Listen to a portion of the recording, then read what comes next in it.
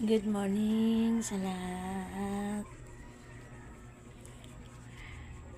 Bis na talaga ngayon mga kalangga. Kahapon kasi takot talaga ako. Parang kung may pa lang, kung may camera pa lang akong may taga video. Ang ganda talaga ng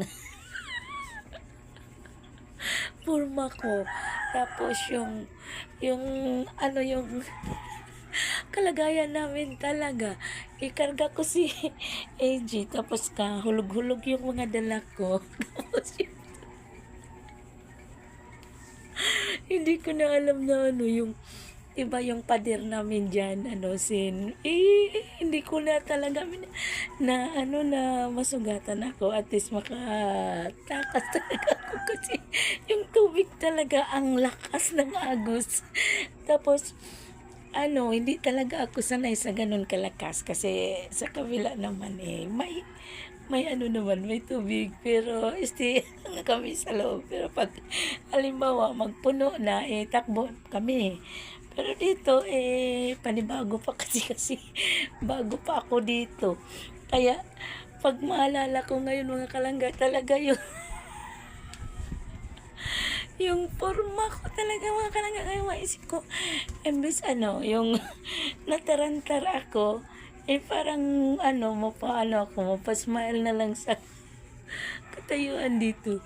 Kuya mga kalangga. Ngayon Huwebes, medyo okay na ako kahit may balita na ano ba yun, parang may susunod daw. Kasi pag yung mga makinig tayo sa yung mga balita doon sa labas, tapos yung hearing din lang nila sa yung kung anong marinig nila ganun, parang maratol ako kasi talaga ako traumatic sa audit.